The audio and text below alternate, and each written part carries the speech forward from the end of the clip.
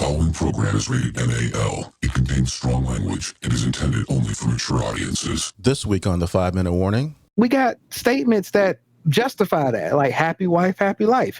Fuck type of shit is that? So if she ain't happy, nobody else gets to be fucking happy? no.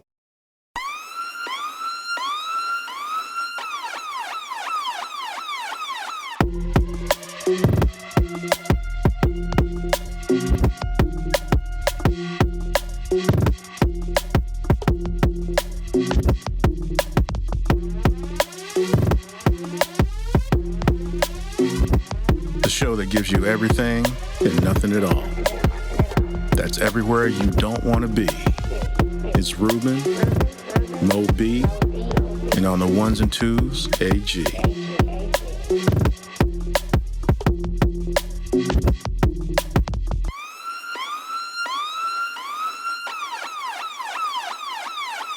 The 5-Minute Warning.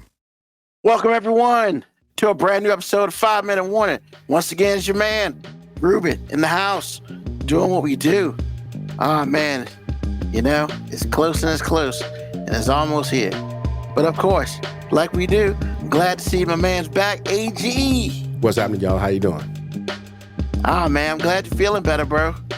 Bruh, whatever's going around, I was like, oh my goodness.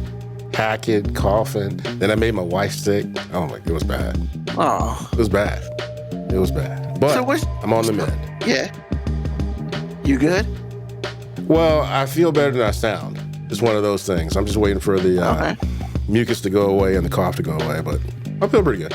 There's nothing worse than coughing with phlegm in your throat and you can't get it out. It's the worst shit ever. Man, I'm just saying. But I do want to tell y'all, I did the show yesterday. That was a good one, bro. What was it you asked him? I hate being old.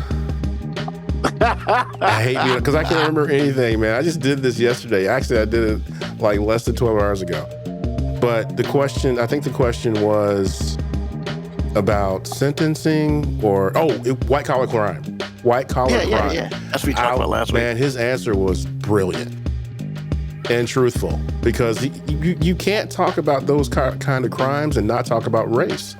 Black people steal shit. Yeah. White folks embezzle. There's a difference. Yeah. I'm just saying, it was a great show, by the way. It was a great show. Oh, thank you. You know, I caught on my social media today that now that the Chrisleys are free, Todd and Julie will now be getting involved into politics to thank Donald Trump for letting them out. And I was just like, geez. Well, And the show's coming back. So I was like, it has to. I mean, how interesting is it now? Bro, come on, man. But it's probably going to be a whole bunch of politics, so. Well, look, how interesting is two ex-cons with a reality show that are white trying to act like they ain't do jack? Come on, man. That's must-see TV, man. I think I might watch that. Look, I hear you. I ain't gonna front, man. I used to watch it because, you know. No, it was a great show. I think Ty Chrisley is hilarious. Yeah. I thought he was gay for a while. Yeah. But I don't know, man. It's, yeah. Like, that's white privilege at its best. Yeah. But now you add the jail part into it? Come on, man. Let's be real. Other than a dude in Chicago, an NBA YoungBoy, man, how many other black people got pardoned? And hold on, man. NBA YoungBoy? What did he do to get, first of all, why did he get arrested? He's a felon. He had a handgun. Okay. So And that's a little illegal. How does Trump pick him out of a crowd?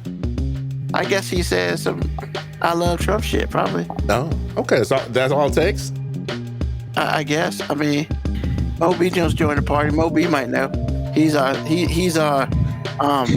expert on a whole bunch of other stupid black people.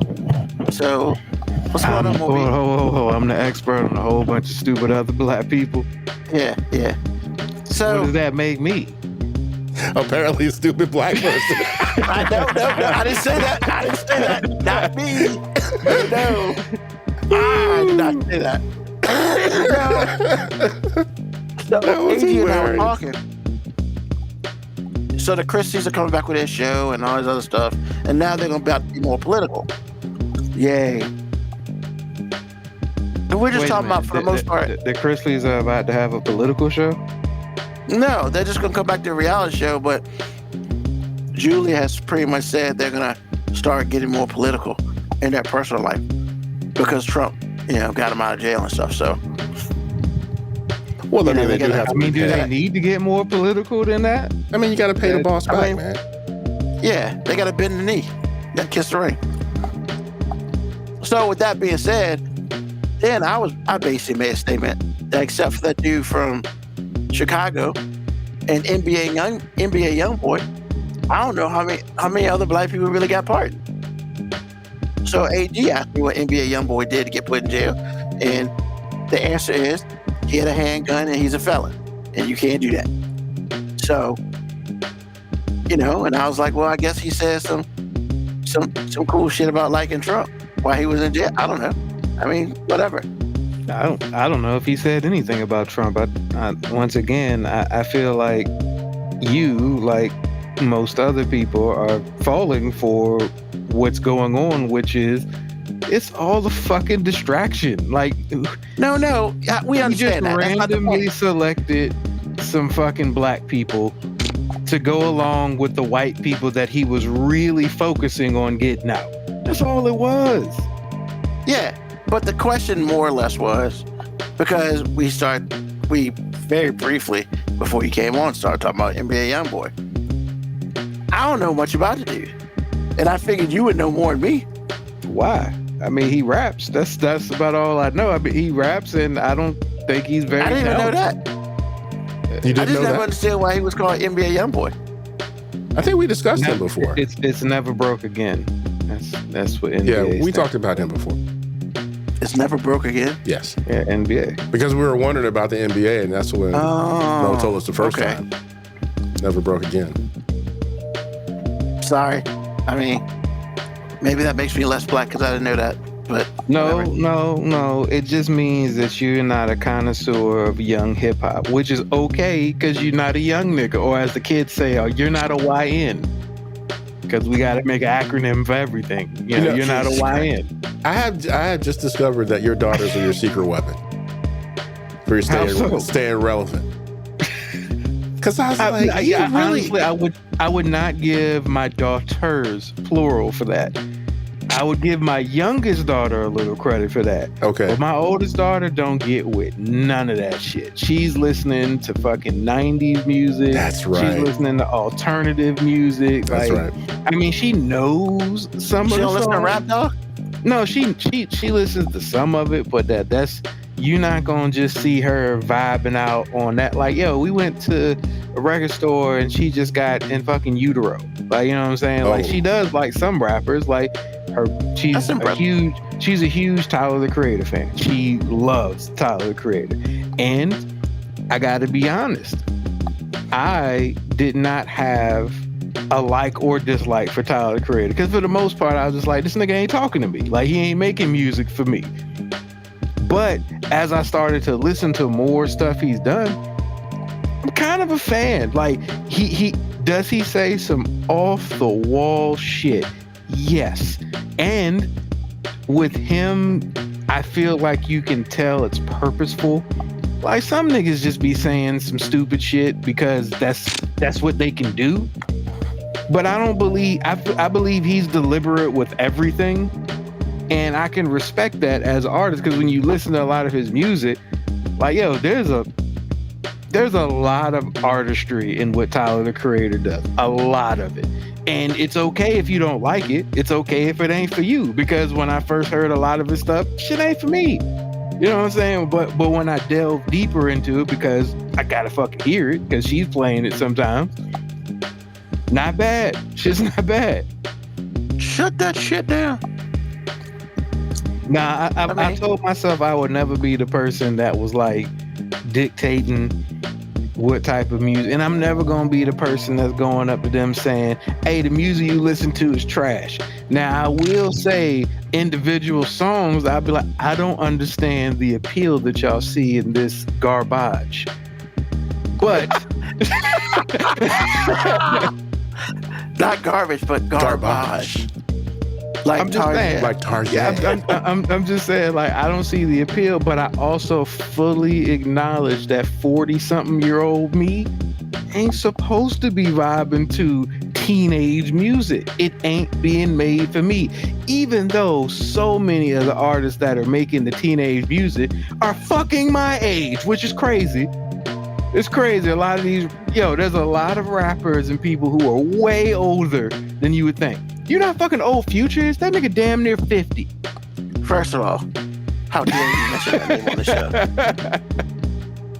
We don't talk about that. And to be honest, a lot of the younger kids and my daughter, they don't listen to fucking Future. But Future's good for a hook every 13 months. Just one hook. I mean, look, man, Future is just good for people who like Future, man. I've stopped trying to even figure out who the target audience for people is. I just try to figure out, am I that audience? And if I'm not that audience, I gracefully bow out and I just go, cool, it ain't for me. Yeah, it's a strong no for me over here. Because if you get distracted by the trash music that's being put out, it leads you to believe that all the music that's coming out is trash. Because you are being distracted by shit that you ain't supposed to be listening to. But because I'm not that easily distracted by stuff like that, I can say I'm not the target audience and I can move to the next thing and find stuff that's still being made presently today that I can go, I like that. I like that because I'm not spending so much old man energy going, back in my day, we did things this way. Like, nah, man, I know that shit ain't coming back. I mean, I just hit the skip button. Yo, and that's actually what I'm saying, bro. Like, there's so many people who spend so much energy trashing stuff. Like, yo, if I hear something and I'm like 30, 45 seconds into it, I'm just like, hey, this ain't for me. They not trying to make this for me. And there's nothing about this I'm feeling. Next.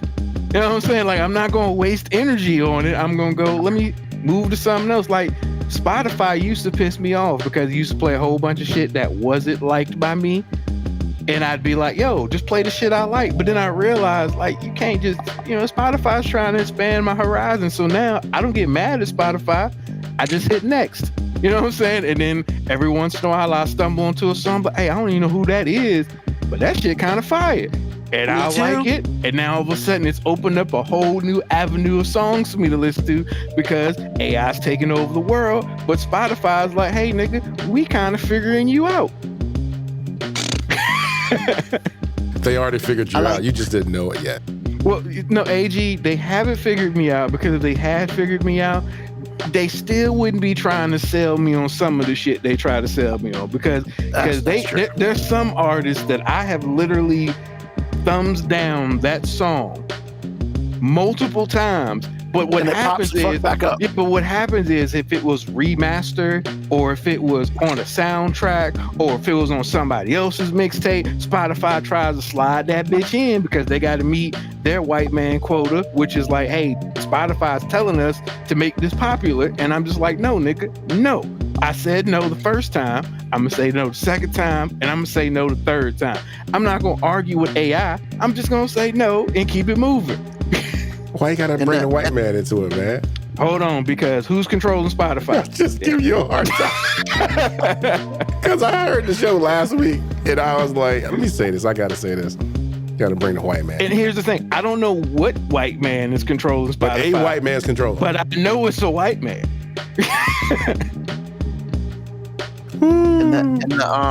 and the esteemed words of Ariana Grande. Thank you. Next. That's pretty much how I deal with it. I don't even say thank you. I just go next. You know what I'm saying? I ain't got to be polite with AI. Damn. Come on, man. We ain't gonna make friends with Skynet? No. See, that's how they gonna win. They've already won. They've already won. I'm just saying that's how they gonna win quick because motherfuckers develop an emotional connection to fucking AI. Do you realize how ridiculous that sounds? But people argue over it all the time. I know they got AI girlfriends, AI boyfriends now. I'm just like, nah, man, I'm not doing that shit. And that's a show for another day. Because we gonna have to talk about the insanity on that shit. What? But the AI people and just people and all man, that. For a long time, until somebody pointed it out, I was like, that's some really good Photoshop. And said, no, man, that's AI. I said, oh, really? We in trouble. Yeah. Because some of the women on AI are just like stunning. I'm like, what in the world? Even though they got 6 fingers, I'm like, hey, just saying.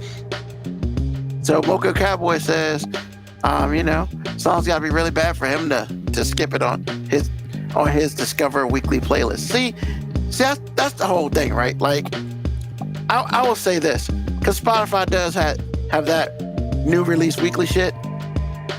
I'm old man in that shit. I don't listen to that. Not even a little bit, because I am happy with the 600 tracks that I got saved on Spotify for me. Like, every once in a while, I'll hit the button twice so they can add in some shit that I'm realizing, like, this ain't in my shit. What is this? You see, here's the thing, Ruben. Like, it's cool if you're the person who has just now quit. Basically, you've quit now on the idea that any new music that can appeal to you. You've quit, and that's okay. That's okay. But as somebody who's quit on it, I don't want to hear you be the person saying about how bad it all is, because you are by admission saying, I don't even listen to it, so how can you know if it's all bad? But so if you've quit on it, cool. Look, look, man, I think almost everybody reaches a max capacity for music. Even your most advent music lovers are just like, hey, man, I've either passed music by or the music has passed me by. And that's okay. Like, I bet my grandma ain't listened to a new song in 20 years. You know what I'm saying? Like, if she don't know the song now, ain't no reason for her to know the song now. She's like, I've accepted what I like, and that's cool. I haven't reached that point in my life yet. And I'm glad you have. You know what I'm saying? Like, I don't ever want to get there, but I know I am going to get there. So this is not a place of judgment. This is just like, hey, but now you have to almost check yourself out of like the music critiquing. Yeah, so pretty much every once in a while, I will dip my toe and hit the button twice. So I let them put their shit in there. Every once in a while. Because there are some times where, okay, there's a lot of shit out there, but I wouldn't know where to start. So you know what, AI? Fuck it. Run the car for a little bit. And then, after like 2 or depending on how I feel that day, if there are a couple tracks, okay, we keep it going.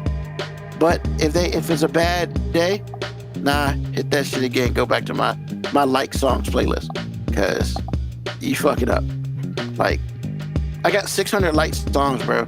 If you can't figure out the shit that I like by now, I can't help you. AI. Well, once again, Spotify's job is to put more shit on your playlist. So they're constantly trying to see, I mean, you want a little bit of this? I mean, you might want to try this.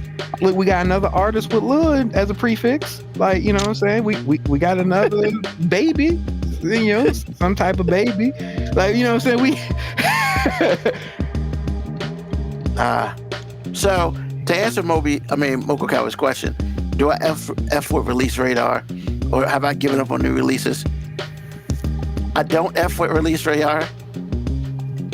And for the most part, yes, it depends who it is. If it's somebody that I listen to, I will listen to that track.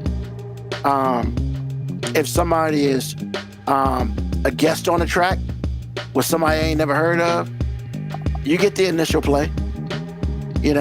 For instance, I would say the most recent one is I'm a Dua Lipa fan, and she ain't came out with new music in quite a bit, but for whatever reason, you know, this new song with this chick named Jenny or whatever, this is a dope track.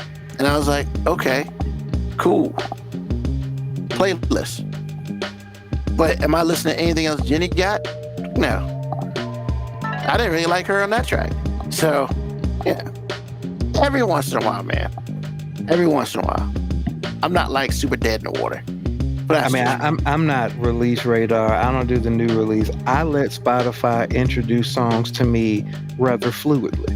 Like I'll go to a song or artist that I do like, and I'll play a song. And if you don't put nothing else, Spotify will like then throw you another song.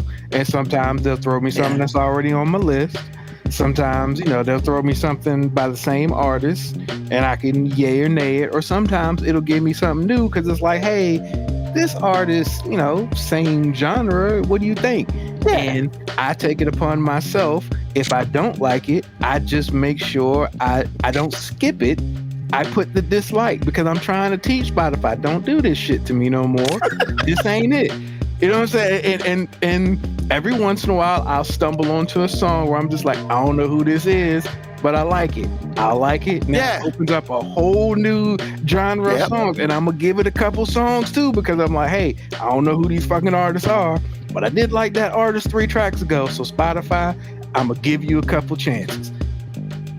And like you, if Spotify goes on like a 4 or 5 song tangent of just playing some shit that just really ain't for me, all right, Spotify, you missing the day.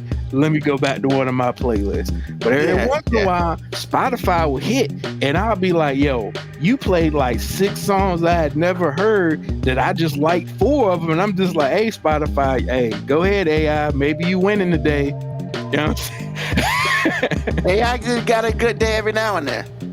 They're not great every day, but every once in a while they hit on some shit, you know. So, hey. And I know all I'm actually doing is helping the algorithm that's gonna eventually destroy me. I was gonna say that. I was about to say that. I realize I'm helping the algorithm that's really gonna destroy me one day, but at least they'll be playing songs I like while they're killing me. You know what I'm saying? Like, you get to go peaceful. I mean, shit. Hey man, nothing better than jamming while you're getting stabbed, you know? I mean, in many ways, like I feel like a lot of the artists now are AI. I mean, honestly, I have a theory that Drake is not real. I think Drake is an AI artist now. Like, I don't think Drake is actually making his own music anymore. I think the AI was making the music, and I think that's why he's kind of suing, because he's like, hey, AI, I did everything you said. You know what I'm saying? I'm doing everything y'all said, and y'all still let this nigga come and destroy me. Like, come on, AI. I thought AI was on the same team, and AI wasn't used to that strength of Kendrick Lamar. No, AI was like, bro, we serve AI. We don't serve you. This guy. The only AI I mess with is a terrestrial FM radio. I mean, so you get to listen to the same 20 songs every hour. First of all, every FM radio station is all AI now because they're required to play certain songs. Yeah. I thought that was called payola. I didn't know that was AI. Oh. Yeah, ain't it the same thing? Because AI determines the algorithm of what they consider the top songs. Radio stations are trying to play what the top songs are because it says that we get the best ratings when we play these 10 songs by Sexy Red. The fact that she has 10 songs is already incredible. I don't know how many songs she got, man, but I know I'm not her target audience, and I keep it moving.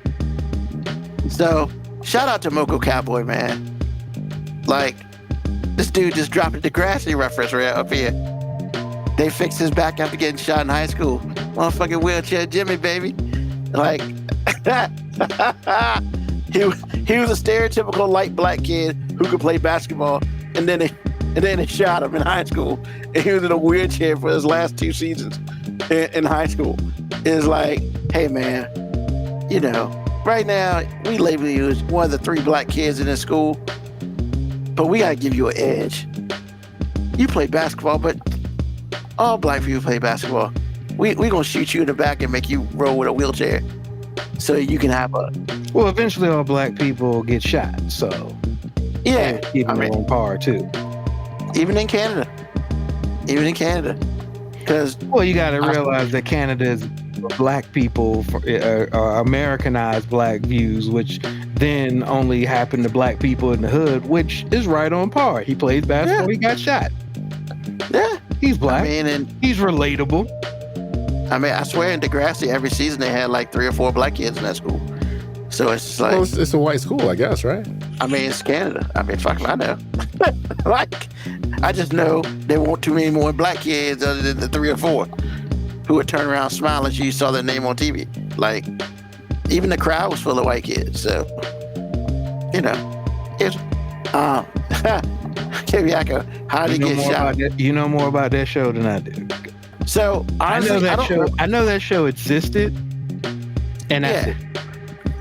I don't remember how he got shot, to be honest with you. And was it a white school? Pretty much. It's Degrassi. It ain't no Degrassi in Petersburg. That shit ain't happening. So, but fucking wheelchair Jimmy. Not Did they gonna lie. really call him Wheelchair Jimmy on the show? Or was that a nickname given to him? I'm saying I really don't know about the show, bro. Like, you are the authority in pop culture. I don't think they called him Wheelchair Jimmy in the show. They may have. I just know, that's what I called him. I called him Wheelchair Jimmy. So it might have been. But you're not the only person I've heard say that. So that's why maybe the white kids called him Wheelchair Jimmy. Was that his character name? Like in the credits, it was like Wheelchair Jimmy, No, it was Jimmy. But when he got in the wheelchair, I guess they were just like, yo, it's Wheelchair Jimmy. I'm pretty sure somebody said that shit. Some dumbass white kid said that shit. And they couldn't deal with the racism stuff. Why they gotta be a dumbass white kid? What if they were just observant? You know what I'm saying? He's Wheelchair Jimmy. Was there another Jimmy on the show? Had there any point in time been another Jimmy on the show? Because maybe you have to clarify. In the black community, we're well aware of that. If you got multiple people named Tony, there's one named Black Tony, there's Tall Tony, there's Big Tony. But the only as far as black kids, there's only one Jimmy. So then would you feel better if they were called him Black Jimmy? I'm pretty sure that would have been more problematic. That'd be fucking hilarious. His light skin ass. So, Moco Cowboy, season 4, episode 8. Oh yeah, that's right. Yeah. Y'all motherfuckers was breaking Rick out got the shitted on in Degrassi school. episode references. Holy shit, what are we doing, bro? What are we talking about today, man? We're not doing this. Apparently we are. No, not. Apparently we are. I do remember now. Yeah, because Rick got fucking joked on, because the white kid joked on him, and it was probably the same time around Columbine. So he came back and started shooting up the school, and Jimmy got hit. They got to make a point, because shit happens in real life. Well, it only happened in Colorado. It can happen in Degrassi too. So they shoot the black guy. Bro, you only got 3 black people on the show. Well, so that question was already asked and answered. Huh? It was already asked and answered. So, Yeah. That's how what black people do in media, get shot. Jimmy was an innocent, was a bystander. We're not watching Degrassi. No, Moco Cowboy. That's crazy. The fact that we've talked about Degrassi this long is impressive. So we're not going to talk about it anymore. That's a record. So this week, it's almost summertime, ladies and gentlemen. So this year, we decided to do something a little different. It's a My 5 that pretty much turned to a My 7. So, every once in a while, we give our top 5 songs that we like and blah, blah, blah. So we decided to go a step further this time. We are actually going to create a summer playlist that you can go into Spotify and join, or link up, put it on your shit or whatever. So what'll happen is, pretty much after this show, because I have not heard their stuff. After the show, all the music that we talked about is going to be a playlist, and all you got to do is put in, hold on, let me make sure I get the correct name, 5 Minute Warning Summer Playlist 2025. And you can listen to what we listen to. This shit's about to get real interesting because I know. I do want to ask a question beforehand. Now, you said you wanted us to pick 7 songs. Yes. And have 3 backups because you were fairly certain that there would be a lot of overlap. Some overlap. There would be some overlap. I have a feeling there might be 2, max 3 overlap songs consensus for all 3 of us. Well, I guess we'll try to over under that. We'll see how that goes. I got one that might overlap. We'll see. But I also feel like there's going to be a couple interesting tracks, and I'll leave it there. So, AG, Gonna start out with the old guy. Let's start with the old guy, man. Yes, sir. I got this feeling stuff happens. So first of all, we gotta answer this dumbass question. No. Yeah, it's not on my playlist. It might be on Moby's playlist. I know the shit ain't on AG's playlist. No, the only time. What song is she referring to that both of them are in? There's a track that Glorilla and Sexy Red are on. I think there's a song that Sexy Red and Glorilla are both in, and I think it's with Tyler, the Creator. And I think I do have a song that has Tyler, the Creator, and both of them on it. Well, there's actually a track with just them, because I saw the video like 3 weeks ago. And yes, it was a hot ratchet mess. So what else did we expect, I guess? So yeah, it's not on my list. I can motherfucking guarantee. Now, will it show up on Moby's list? I guess we'll find out. So, AG, what you got? Okay, my first 7. I was thinking about what you said, and I felt like I needed to pick songs that were hot in the summertime, or were just fun, or were summertime songs. I mean, your stuff, man. What you listen to? So yeah. The first one that came to mind, but was probably because of the title and the song is The Heat, is Summer Song by Joe Satriani. The second one, Any Way You Want It from Journey. Go back to the first one. Summer Song, yes. What's that? From Joe Satriani. It's if you've seen any like car commercials in the last 15 years, you've heard it before. Oh. Just look it up on Spotify. I don't know what song you're referring to either. I mean, a lot of people don't, because a lot of people, first of all, it's an instrumental. That's the first thing. Second, that would explain why I don't know it. It's with one boy. But what'll happen is when you hear it, you'll be like, that song sounds familiar.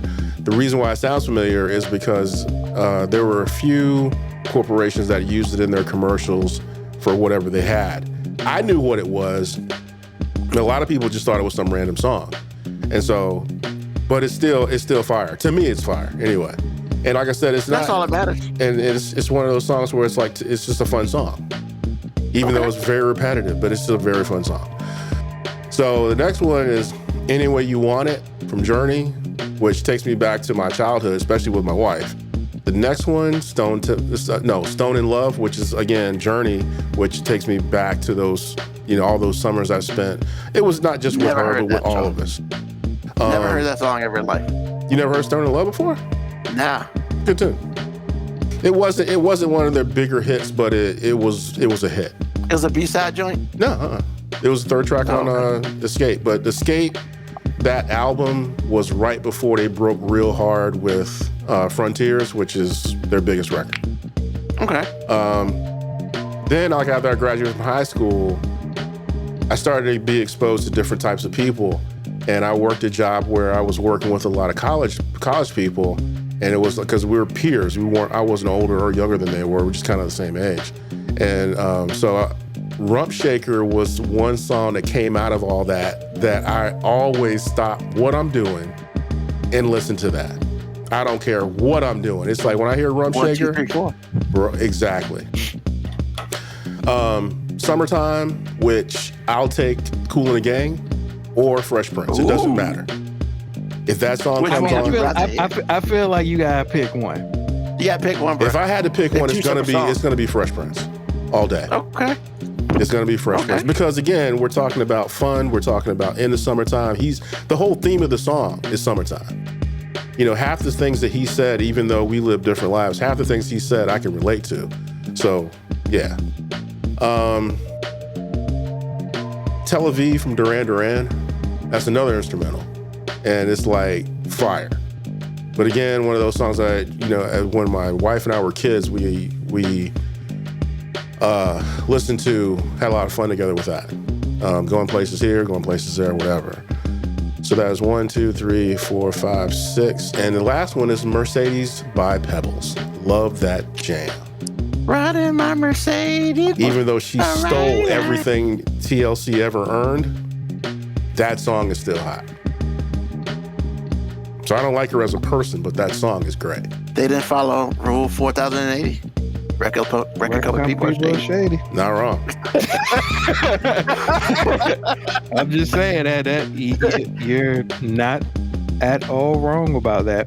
I think it's interesting that you have two instrumentals in your song. Not interesting because I guess after doing the show with you and we've obviously known enough about you, but I just think it's most people don't correlate a summer song with an instrumental in many ways. Actually, the funny thing, I'm glad you brought that up because the irony in that, because y'all asked me I had to pick one of the Summertimes. Most of Summertime from Kool and the Gang is instrumental. It takes them a while to say any words. Yeah. Because the first time I heard it, I heard it you because... You just hear that sound. I don't even know what that and it's sound just like is. It goes on and on and on and on, and finally somebody says something. But like I said, for me, I think having a musician's background and not having to, have a vocalist be the front and center. The vocalist could be a lead horn, it could be a guitar, it could be whatever. So when I hear a progression and a melody that is hot, it's just hot. So it is what it is. So I think that's probably why.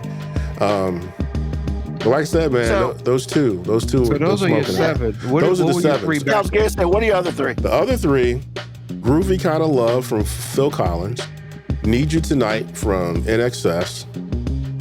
Good track. And Kokomo from the Beach Boys. Hey, let me tell you, Kokomo was almost on mine. And wow. And here's the thing: I know everybody would say, "Wow," but I am an '80s rock guy. And you love ballads. Song. That's not a ballad, though. No, it's not really a ballad, but no, it isn't. But it's for a sad reason why that song would be on my list. Uh-oh. I was like 5 when that song came out, and as a 5-year-old who, I'm not saying I was around my dad because I was around him because he was playing basketball, but I didn't really have access to really know a lot about him. But all I knew was where he was from, and he was from Kokomo, Indiana. But as a 5-year-old, when you hear Kokomo, you can't possibly conceive that there's another place named Kokomo. So in the song, when they're describing, I'm thinking, yo, my dad from a lit ass place. Like, Kokomo sound dope as fuck. And then when I went to Kokomo, I'm like, hey, bruh, lame. I have been to Kokomo, and if you're not on the main strip, that's just not a lot there. So yes, I do understand. In the middle of Indiana. Wow.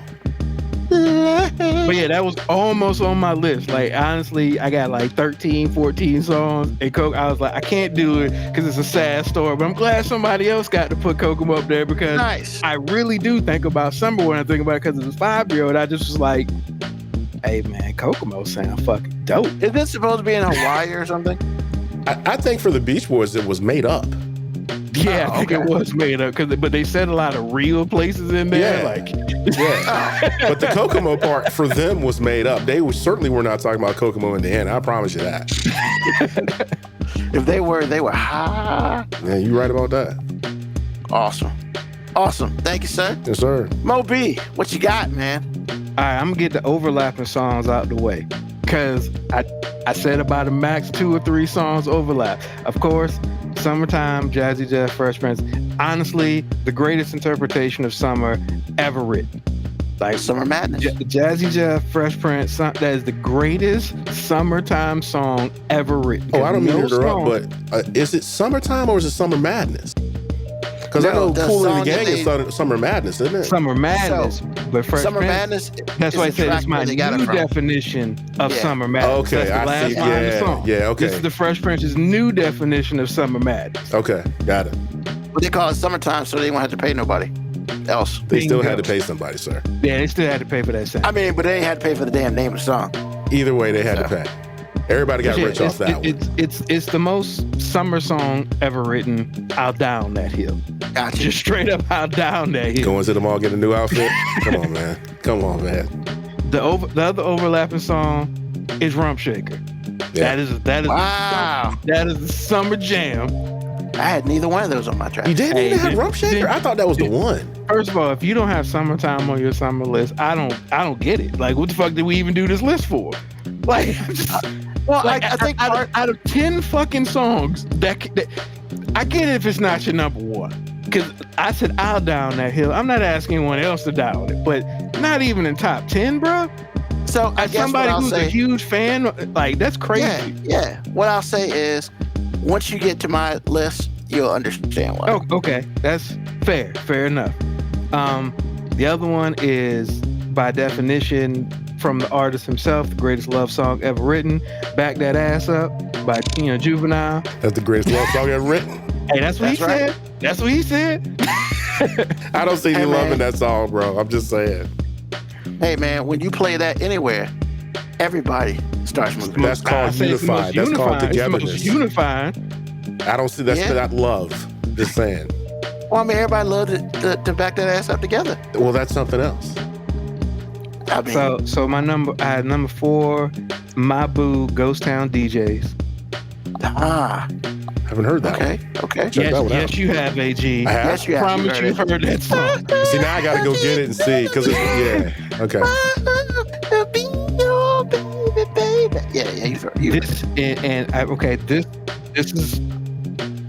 I almost vomited a little bit in my mouth when this song came on my list because I couldn't deny it, even though I'm not like a huge fan of the artist. But like for my generation, this was the summer jam. Big Pimpin', Jay-Z and UGK. Why would you not a vomit in your huge mouth for that? Because I'm not a huge Jay-Z fan. I never Yeah, put he him is on. Jay-Z. I never put a Jay-Z song on any of my lists. But I mean, does that qualify for vomiting in your mouth a little bit? Once again, I never put Jay-Z on my list for anything. He's upset that Anytime. Jay-Z did a track with them. No, I'm not upset that he did a track with him because it was a great track.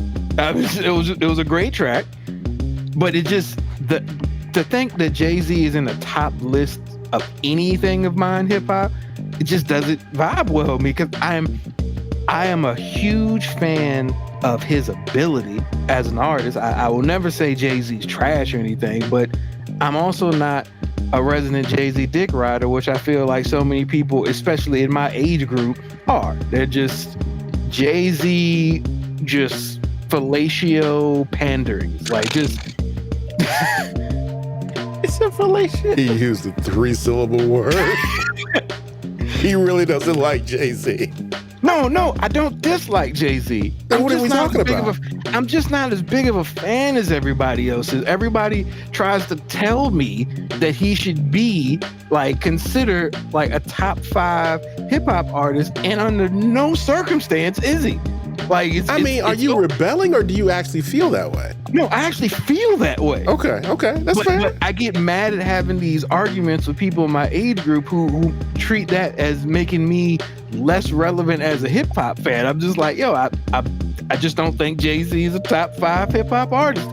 It's okay. Is he one of the top 5 biggest rappers of all time? Sure, that doesn't make me a fan of him.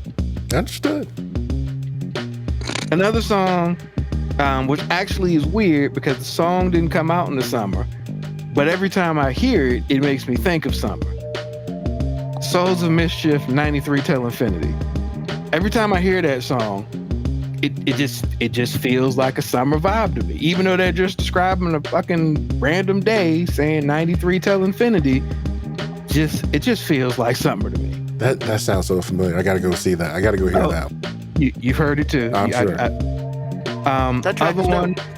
Other one, I say Outkast, Southern Playlist of Cadillac Music. It is summer to me. That's a personal thing. Childish Gambino, Feels Like Summer. Love that song. And it sucks that song came out after This Is America, because This Is America was so fucking catastrophically big that I don't think people really appreciated how good this song was, because we were still on This Is America. Absolutely. I've called Jay-Z, I've called Drake the LL, but I mean, Jay-Z, Drake, yeah, they're in the same sense with you? Yeah, in forced popularity. That's what I say, in forced popularity, not in content or artistry or anything like that. Okay. I'm like, what? Totally Okay. complete different artists. Okay. I'd still say Drake falls more under the LL category than Jay-Z. But yeah, and forced, like trying to force a motherfucker to like him, yeah, the industry did that with Drake for like 15 straight years. A. Marie, Why Don't We Fall in Love? Every time that song comes on, even though it's more of a springtime song, but it was a summer vibe. Songs? Yeah, because it came out in the spring. Okay. It did come out in the spring, but to me, it's a summer feeling. Yeah, so that's fine. And the last one, because I got to stay true to like a core of me as a music fan. Murder? Nope. Cruel Summer, Bananarama. Wow, I didn't see that coming. Now, there's so many layers to this. First of all, Karate Kid, because They use that. all, They did. all I hear. Yeah. And like, as much as it's not the most iconic song, hear me out. It's the first part of the movie in which you realize Daniel's not a bitch. Because the song is playing in the background when he's in school and he's playing soccer and they're trying to set him up and the dude trips him up intentionally, and Daniel immediately gets up, tackles the dude, and punches him in the face. Now, nobody ever really notices that part of the movie, but like, that's early in the movie, before this nigga even knows how to fight. But Daniel was willing to fight. So like, early in the movie, they was giving you a sneak peek. Hey, Daniel ain't no bitch. He don't know what he doing, but he ain't no bitch. And all you hear is that music.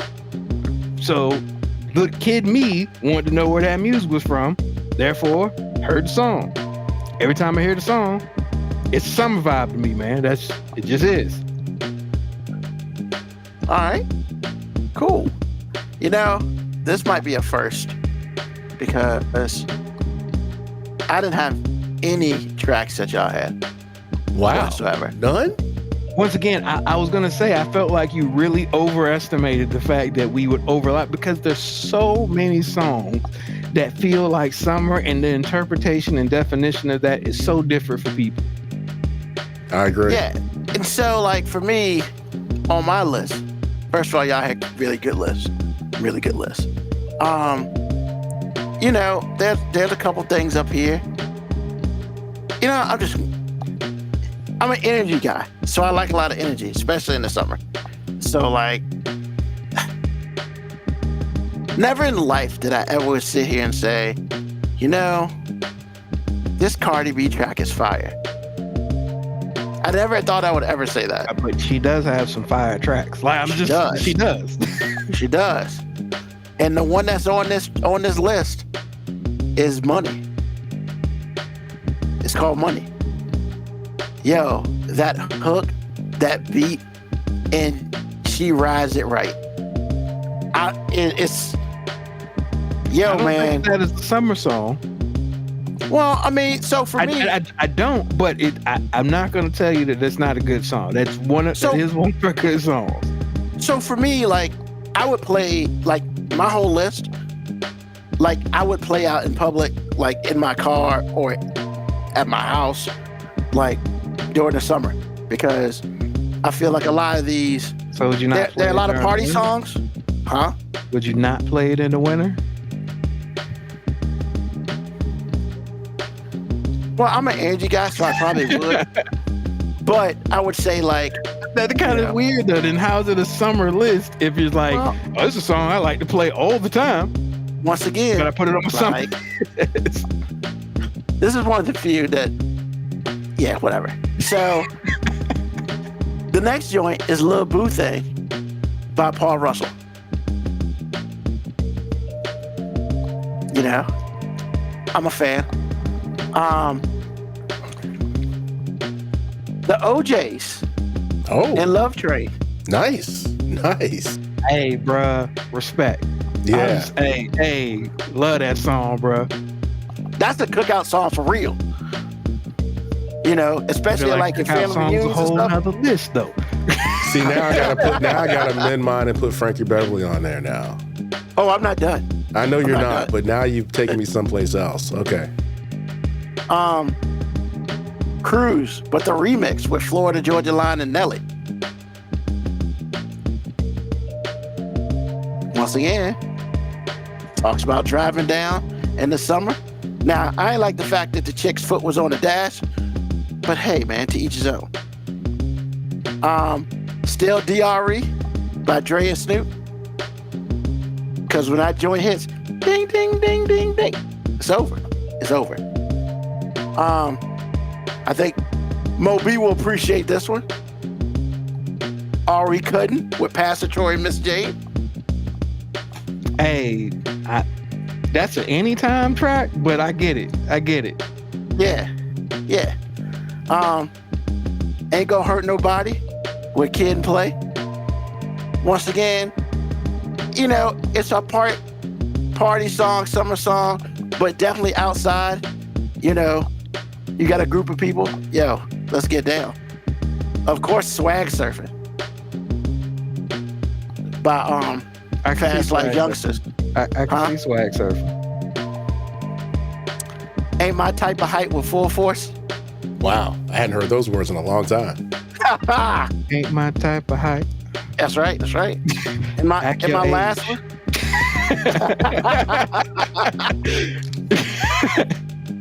And the last one, which I'm actually kind of shocked, but not really. Boogie Wonderland by Earth, Wind and Fire. Nice. Once again, you doing a whole different list. You really are. Like it's a whole different genre. You're taking me list. somewhere else, man. Like now, don't get me wrong. There's only like 2 or 3 songs on your list where I'm just like, I don't feel it. But everything else, I'm like, I feel the songs. I just don't know how it's necessarily correlating with summer. But once again, that's why I was like, I felt like you were overestimating this overlap thing, because summertime, when you talk about music, in many ways, it feel, unless like summer's in the lyric or song title, everything else is really just kind of a feeling. And I mean, I ain't gonna front, man. I like Summertime with Fresh Prince and Jazzy Jeff. Like, I like that song, but I'm also tired of that song.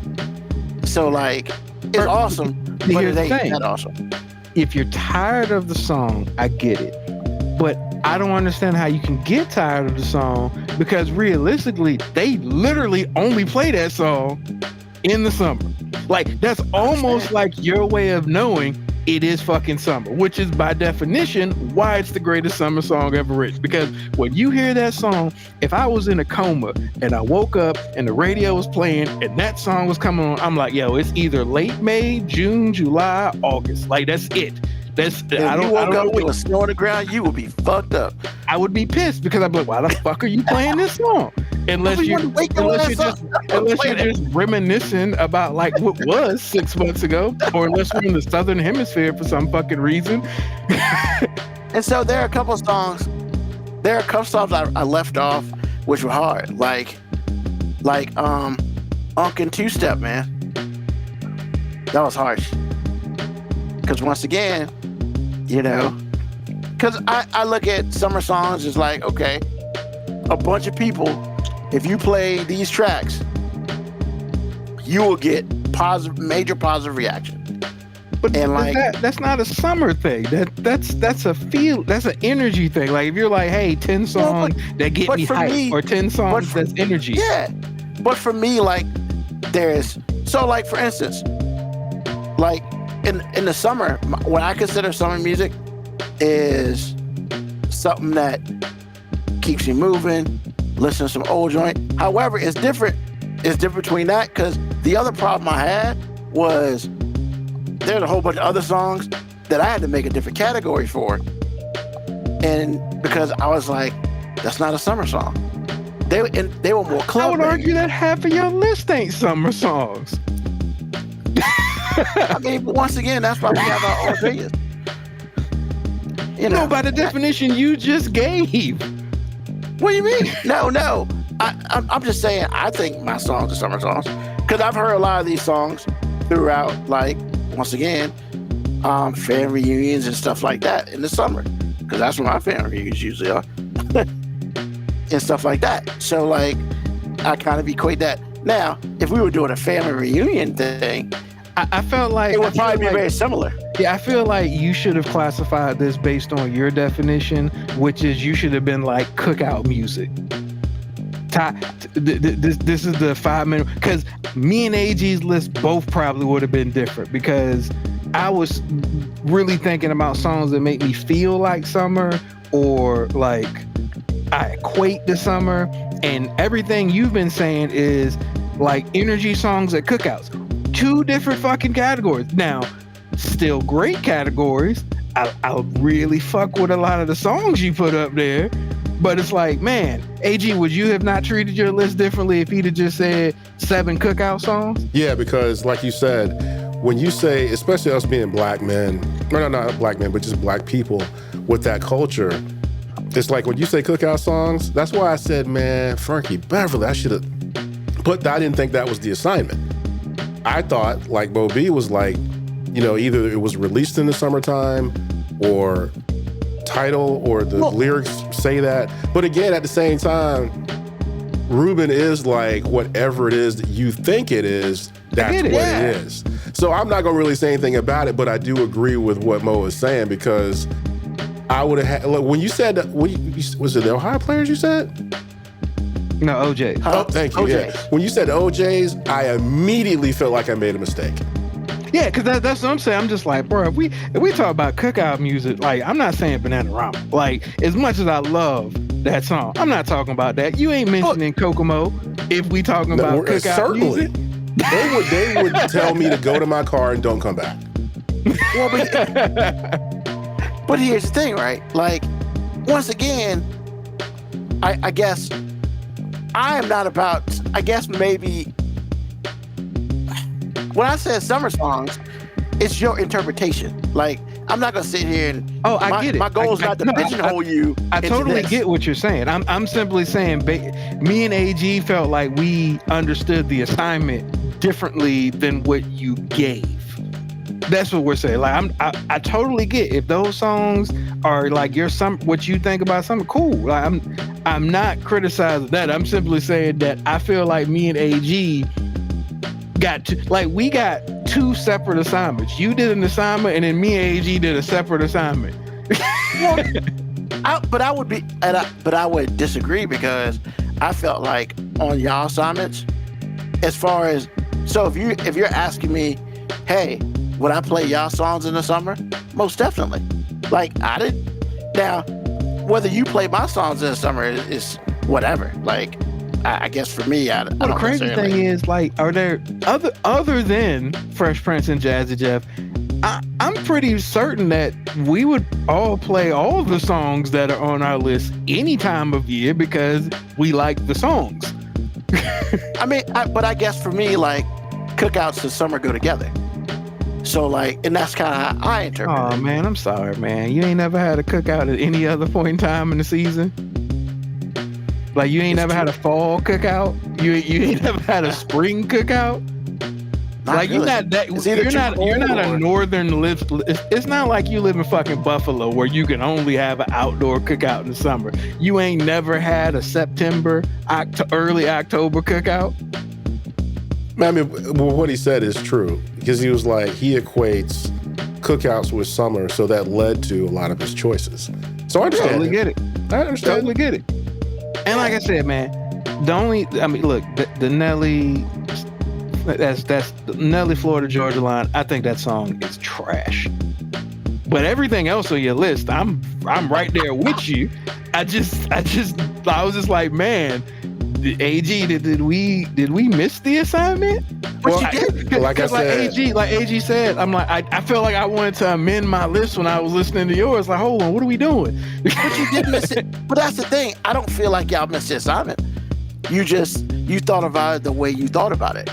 And like, to me, that's okay. Like, I don't have an issue with that. I think what Ruben's saying is it's up to interpretation, and summer is the theme. No matter how you get to summer, that is the theme. So you didn't miss the assignment. I didn't miss the assignment. We did feel that way because I feel like some of your choices were much better.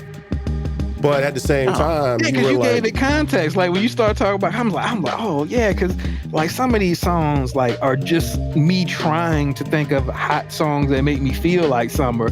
But like, if I'm really talking about like what I'm blasting in the summer, or like if I was at a cookout, or if I'm riding bro, some of these songs ain't it. I mean, do I like these songs? Yeah, I love every. I stand by every song on my list. But like, I probably would have put a couple different tracks up there too. Like, you probably would have got an Earth, Wind, and Fire track from me.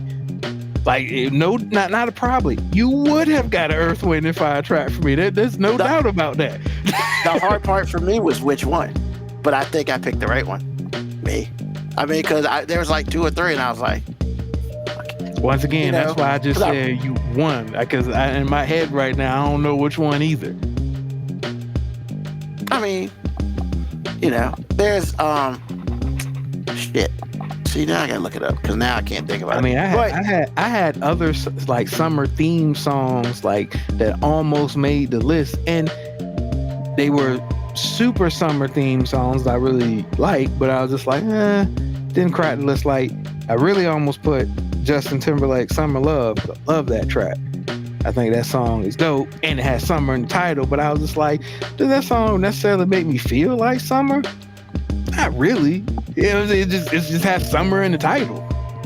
Yeah, I like the track. Yeah, I mean, it's kind of a feeling, like, I don't know. And that's the whole thing, man. Like, I ain't gonna never sit here and say, well, y'all did it wrong, because that would be stupid. Like, because I think everybody's different. And like, but I do take just a little bit of offense at the fact that as 3 black men, we couldn't at least unite on Rump Shaker, Ruben. Come on, bro. So we could at least unite on Rump Shaker? God, I mean, bro, what are we doing? I mean, we got 2 out of 3, though. We got 2 out of 3. I'll be honest with you, I didn't even think about it. Oh, okay. If I had to give you like a free amendment, like just one track that now that we done thrown songs out there, I'll replace Rump Shaker with Money with Rump Shaker. Thank you. We in there. Cool. All right. Yeah. I feel better about the last 15 minutes with that one statement. That really affected you, didn't it? Bro, AG, when you said it, I felt like in my soul, I'm like, confirmation. Yo, got it. I was like, how'd I forget that joke? When he said it, I was just like, boom, it's like literally number 2 on my list. Because really, like culturally speaking, I feel like it's summertime and then it's Rump Shaker for people our age. Yeah, it's exactly. Because like, all right, Ruben, if you're gonna say I ain't put summertime because I'm being contrarian, that was too easy, I would have loved that, because I'd have been like, hey, respect. When you're like, I'm tired of it, I'm like, all right, cool. Maybe you like, that's too easy. That's the song everybody picked. Cool. I figured one y'all would put but that. if we can't unite on ass shaking at the beach with the saxophone playing in the background, bro, what the fuck are we doing? Like, why are we even having a goddamn podcast? Like, I figured you would have you would have backed that ass up. So I was like, well, I don't want to double because then I lose one. That's the way I thought about it. And then summertime, same thing. I know somebody's gonna have that. Rump Shaker just never popped in. It just never did. And like, I feel bad for me because it didn't. Yeah, Like, I mean, like, bruh, even players mess up. I forgive you. That's why I had to give. Hey, can we give you that amendment? Because like, ain't no goddamn way. Ain't like anybody from the age of, I say, 38 to 55 that likes hip hop music. That's got to be in the fucking summer list. It's got to be. It's got to be. I honestly couldn't even trust the motherfucker that would put that in the top 10. No, you're fair. Very fair. You are killing him, man. It's okay, man. No, I'm not killing him. I'm like, yo, I get it. Like, we all, like, honestly, there have been several times we've been doing a list and one of y'all said something about, oh shit, how the fuck did I forget that? That's why I was just like, yo, let me give him this chance. If you could amend it. Now, AG, if he'd have been like, nah, that don't belong on my list, I probably would have disconnected. And I'd have been like, we need space. I mean, the video starts out with him playing the saxophone on a beat. Like, what are we doing? Like, we need space. There's no way, like, I should have forgotten that song. There's no way. Like I said, it's ass, it's beach, it's a hot beat, and it's a saxophone. Like, the saxophone do it for you? Bruh, if the ass with the saxophone did it for me. Bro, the only thing that could have made that more geared and stereotypical towards a black male is if they'd have had fried chicken, watermelon, and HBCU band in the background. An HBCU band in the background. It's the only. Hey, man. Didn't they shoot that in Virginia Beach? Yeah. That's what I thought. That damn near could have been the theme song to A Different World. That's how iconic and black that song is, in my opinion. It's like, come on, so we'll get rid of Rita Franklin, put Rump Shaker in there. You know what? Teddy Riley did it with two no-name dudes. Yep, because Pharrell y'all don't know who they are. Yeah, Pharrell wrote his verse, and Chad did the saxophone, and there were two other niggas there. You know what I'm saying? It's like, they were there. They had verses. Like Rex in Effect. I mean, who's Rex in an Effect? Like they were, what is Teddy Riley's cousins or nephews or something? They were related. Hey, they were randoms. They was on one of the hottest summer hip hop tracks of all time. I don't give a fuck what their names were. You know what I'm saying? They are part of black man history. You know what I'm saying? Oh, that's black man history. Yeah, I'm not gonna like talk down to them because I don't know their names or be like, oh, their careers won't. No, fuck that. They was a part of a classic. A classic. I mean, Teddy Riley did it again, man. He made the Hall brothers, you know, with Guy.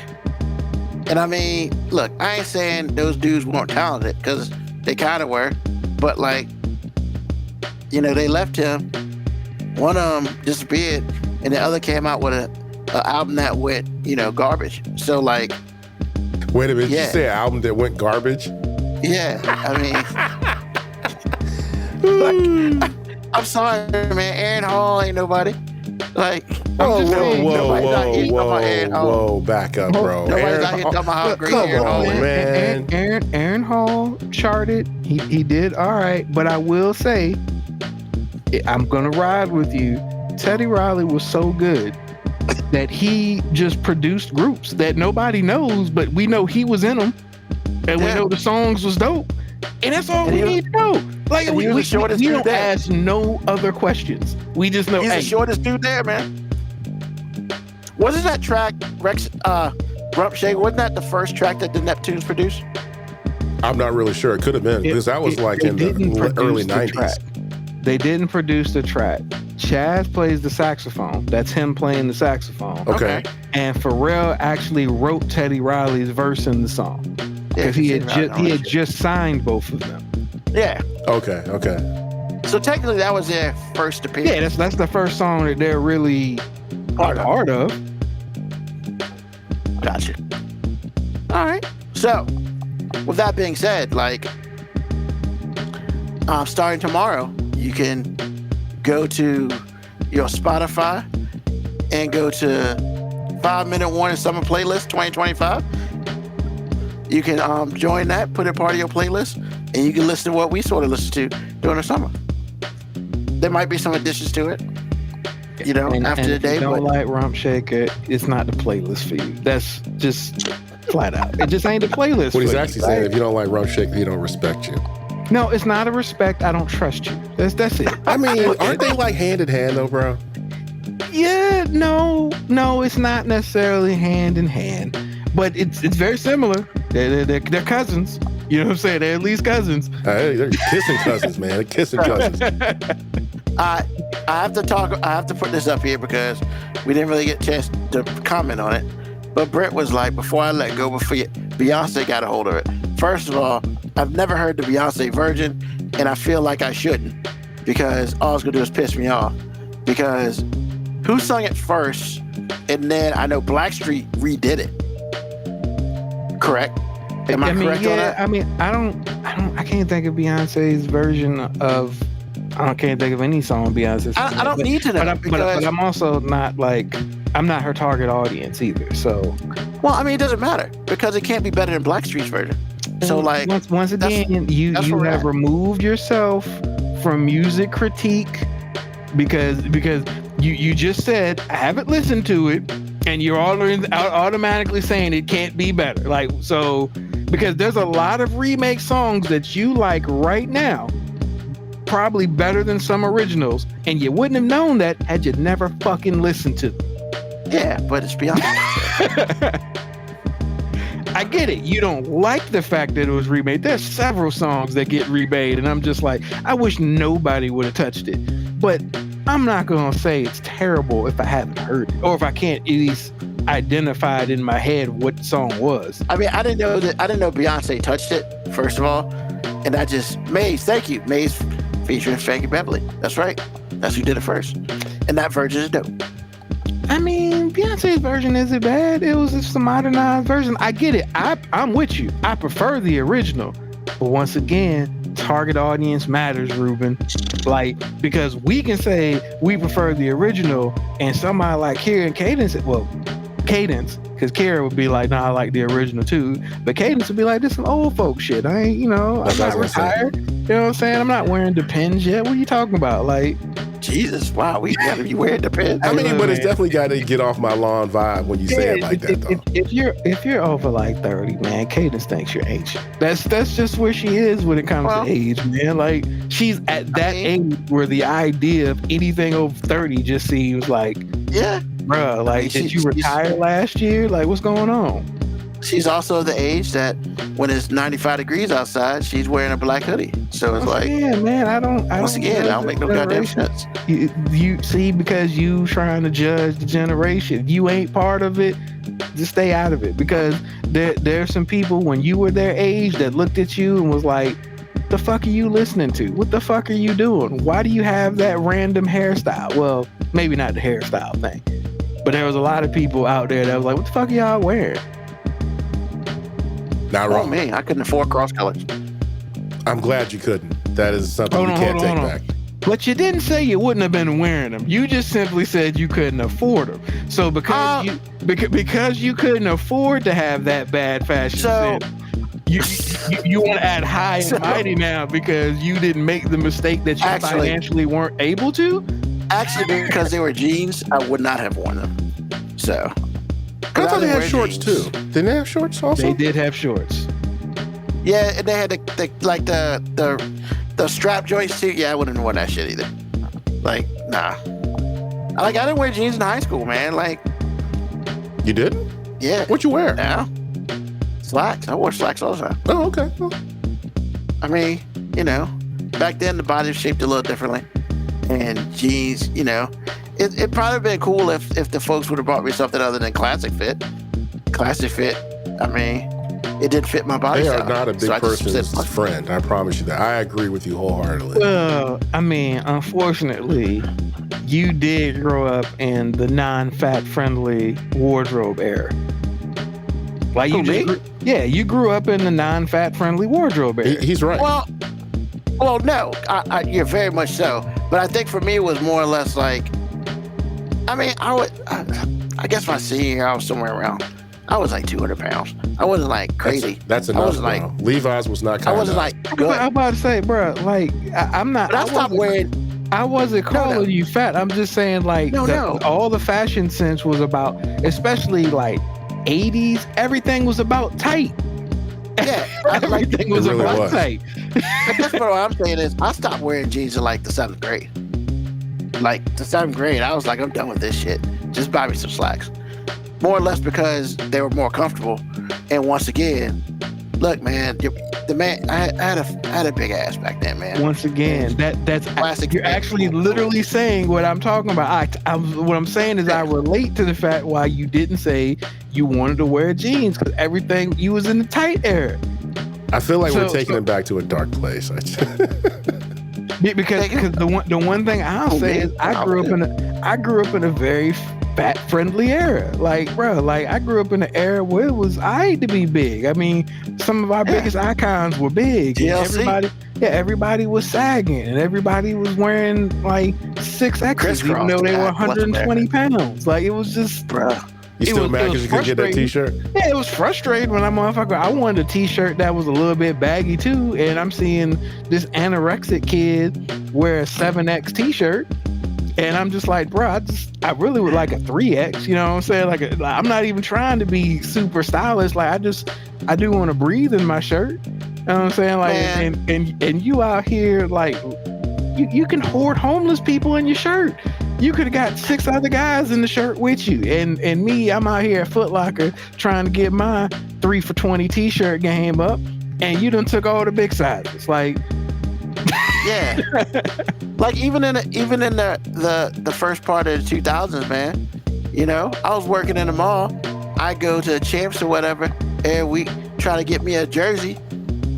can't They had find it. nothing bigger than a 2X. Yeah, you can't find it. Sometimes, because, you know, some little kid came and bought that shit, motherfucker. Yeah, and then you see Weight some limit, 12, man. and then you see some 12-year-old with a Barry Sanders Detroit Lions 4X jersey on. You just like, You bro, don't know who the fuck Barry Sanders is. bro, what we doing? Bitch, you go to sleep in that. What we talking about? Like, yeah, man. Fuck them kids. Had these skinny motherfuckers out here Harlem shaking and shit. Like, yeah, bro, you got a 6X shirt just so you could do this stupid ass dance? Harlem shaking. Could you see him do it? I mean, shit, they were covered in. You couldn't see him Harlem shaking the goddamn shirt. Man, fuck them kids, man. But the thing is, I did grow up in at least a fat friendly wardrobe area where I could wear jeans and I ain't have to worry about the truth. Matter of fact, we got joked on if your jeans fit too good. That's true story. Like, nigga, you got jeans and you don't need no belt? What you doing, bro?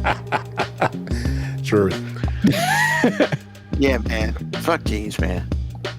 I got a pair in the closet now. I've worn them like 3 times. I don't even know why I bought them. I guess I was gonna try to get back into it, and I was like, fuck this shit. That's crazy because, like, I don't like wearing slacks.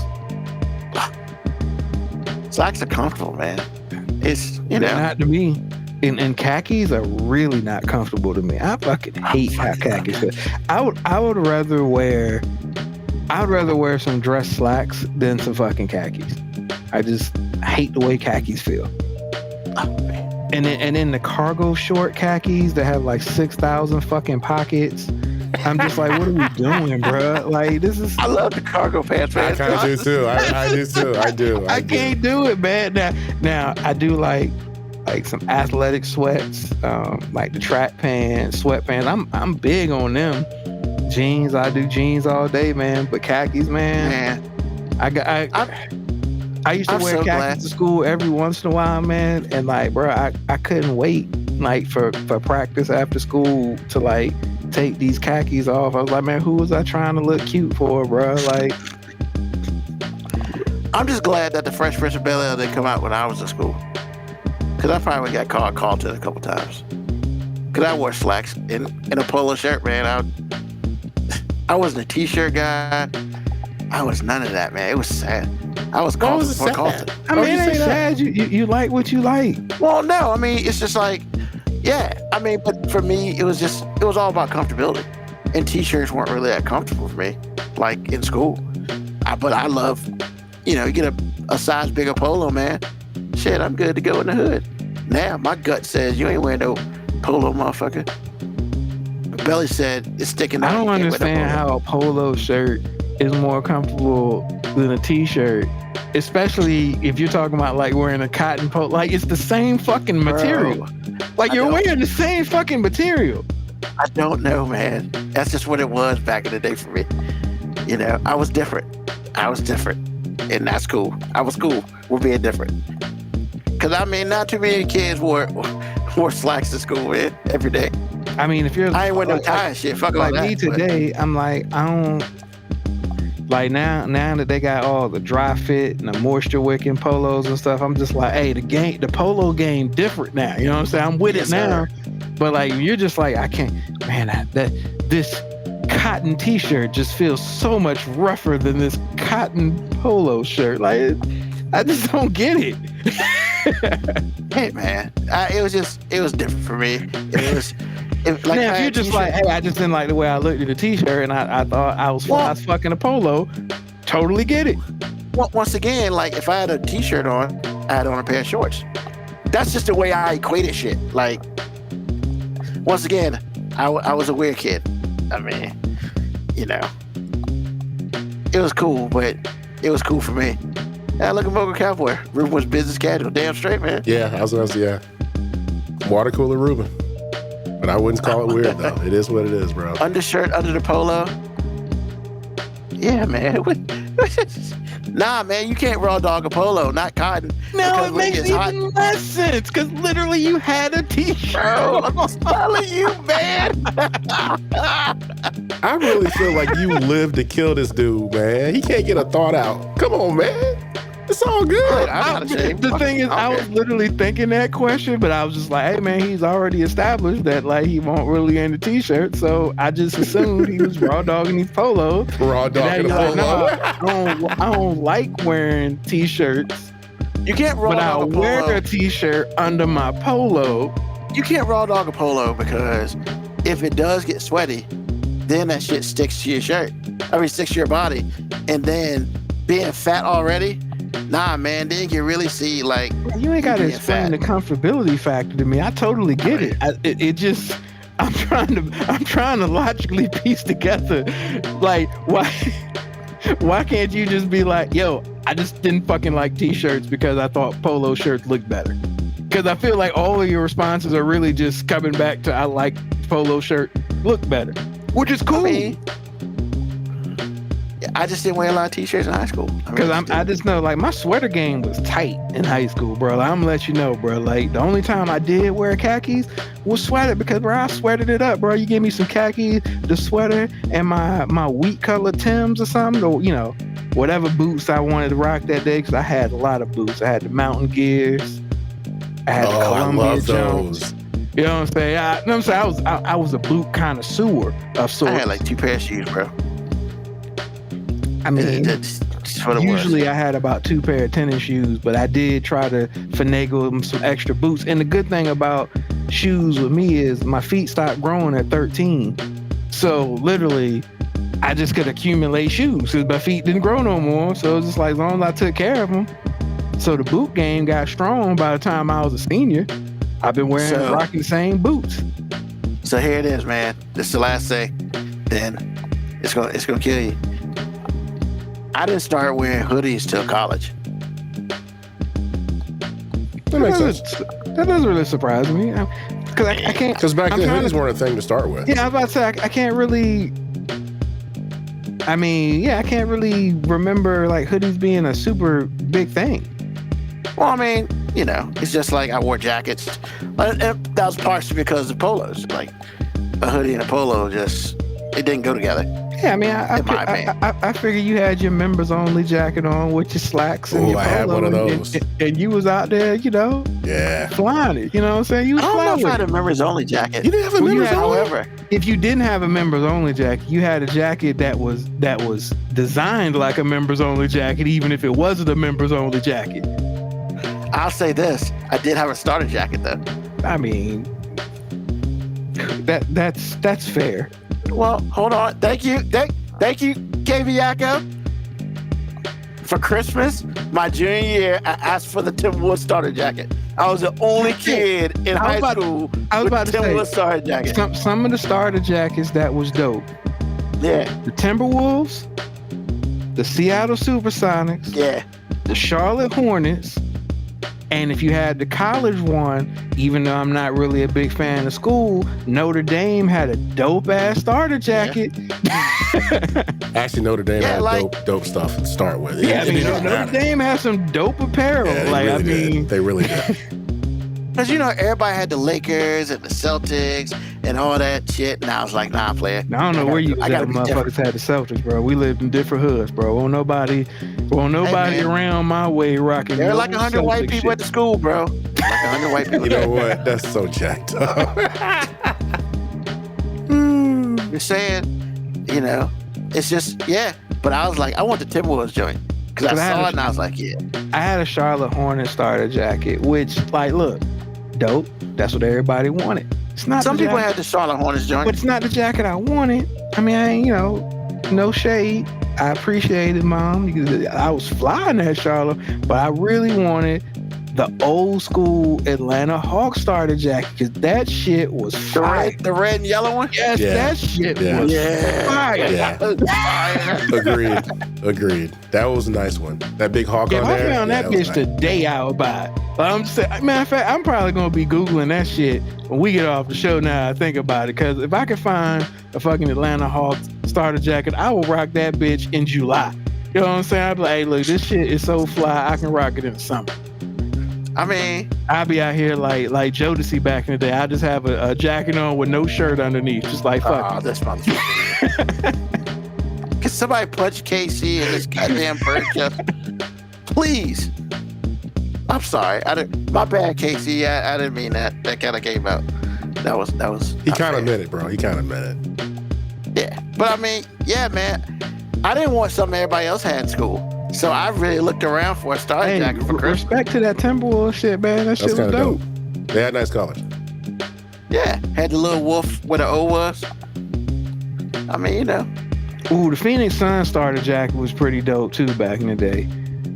The Phoenix Suns jump was dope. Man, he got me thinking about all the starter jackets now. The KC joint, yeah. Yeah. I had a New York Mets one. I like that one. Yeah. Like, I mean, yo, man, you never. Yeah, because it really was all about the colors. Crazy. You just had to have the bright colors. Yeah. All the teams that had bright colors, just the starter jackets was fly. Like the Steelers one just didn't look good, man. It was all black with the Steeler logo, a little bit of yellow. It wasn't enough yellow in it. Or gold or whatever the hell that color is. So, but nah, man. Yeah, started back in the day. I also had a Thriller jacket. You had that one? Yeah. Wow. Okay. I had a Thriller jacket. Hey, man. Whatever. I'm not mad at you. I wanted one. I just couldn't pull it off. I really wanted a beat-it jacket my time. with the zippers. I'm saying it was before my time. So, oh man, what's on your mind, AG? Doing the right thing, no matter what initial pain it's going to cost you. Do the right thing, because I promise you, when you try not to do the right thing, bad things will find you until you do the right thing. And I saw something that I'd been watching, a show with Bryan Cranston, which is one of his projects that kind of gets buried because he did so much with Breaking Bad. But it's a show it started out at Showtime and now it's on Netflix. It's called Your Honor. And I finally sat down and watched it. Good show. Oh, so you understand what I'm talking about, bro. I don't care. Yeah, good show. What the initial pain is going to be. Just do the right thing. Just let it happen. Exactly. Shit should have been one episode. Exactly. For people should have been one episode. Exactly. For people who are listening to this, whether it's live or on the podcast, I'm not going to spoil it for you. The only thing that the biggest draw, there were some other draws, from that I drew from it. Some other things that I drew from it, but the biggest thing was you started out doing the right thing, you saw pain coming, and you did the wrong thing, and more pain that will keep happening. Snowball, baby. It was that whole my series goodness. is basically just a snowball. Bruh. So that was the big takeaway for me. No matter what you think is going to cost you, it's not going to cost you near as much as doing the wrong thing. So do the right thing. I'm not trying to be Spike Lee here for real. I'm not trying to preach to you. I'm just letting you know. If you choose poorly, it will be bad. And that's what's on my mind. All right. Thank you, sir. Mm-hmm. Mo B, man, what's on your mind? Look, man, I don't be wanting to put out all my business or bad things, but sometimes something happens to you in a day in which you just feel like you need to share it. So what I will say is, man, just know that no matter how bad your day is going, somebody else is also capable of having a bad day. And sometimes you just gotta, humble yourself enough to just let it be a bad day and move on. So I tell you the moral of my story before I told you the story. So today, I'm not having a great day. I'm gonna take accountability for my role in the tomfoolery that happened later on in the day. I realized that I was a victim of not giving a fuck, and I became my own enemy in this scenario. So I was going into a pharmacy to pick up my medicine. Now, no big deal. I go in, long line. Pharmacy's always short-staffed. Not the people working there fault. Couple people giving the lady that's working there a hard time. She's not helping the situation, but also having a shitty ass attitude. Cool. Gets to me. I give her my information. And before I can finish my sentence, she starts to walk off. What I was trying to tell her was, I have 2 prescriptions waiting, but I'm only picking up 1 because the doctors and the hospitals are determined that they're going to make me take painkillers. So they keep prescribing painkillers to me, in which I keep not picking them up. So she doesn't acknowledge me. She walks back over and she scans both of them. That's an important part of this. She scans both of them. And I go, hey, I was only getting 1. And she goes, I heard you, but I didn't know which one. So I brought them both over. And I said, well, I knew which one by name, but I apologize because I didn't realize you actually heard me. That's literally what I said in this literal tone. And she takes a deep breath and goes, I can't wait to get out of here. I'm so tired of dealing with this. Now, what I should have done is nothing. I should have just been like, fuck it. Let me get my medicine, get the fuck up out of here. But no, my not giving a fuck kicked in. And I said, we should go home. And she said, excuse me, what'd you say? I was like, she said, and she gets mad when she hears me. But I said it in a matter of fact, I was like, you should go home. And she said, what the hell did you say? And I was like, I didn't ask you to be here. So if you don't want to be here, you can go home. All of a sudden, F-bombs start flying. She's threatening me. She's telling me she's going to come around the counter. And I said, calmly, if you come around the counter, I'm going to break your jaw. Because I'm not in a position in which, and I realize how as a guy, I'm not supposed to say that. But once again, I started the story off saying, I started this because I was not having a good day. And instead of doing what I normally do, which is just brush shit off, I was just like, nah, man, what you're not going to do is come around this counter yelling at me like you're going to do something and expect me not to do something. Because once you cross the counter, I'm not looking at you as a woman anymore. You're a threat. And then she starts yelling. Other pharmacist comes out. Pharmacist comes, tries to calm her down, and she keeps telling what the fuck she's gonna do to me. And I'm talking to him very calmly, like, look, I just want to get my medicine. It's cool. Like, And the lady behind me is like, yeah, she's been being real rude, blah, blah, blah. Now, she also wasn't happy that I said that to the lady, too. I could tell. And she's right. I shouldn't have said that. Then old girl takes it up a notch. You know what I'm saying? Because it ain't enough just to say that. Then she goes, you know what? Fuck it. I'm out. I'm going to go to my car. Wait till I go to my car. And I looked at him calmly and I said, now if she comes across that counter, I have to beat her up. Because what she's not going to is go to a fucking car. Like, no, look, I know what the fuck that means. And I know how I look on camera if I beat the shit out of her. But I will gladly go to court and the judge will be like, hey, why the fuck you kick her ass in the middle of CVS? She said she was about to go to the car and get something for me. Hey, look, where I'm from, that's a fucking threat.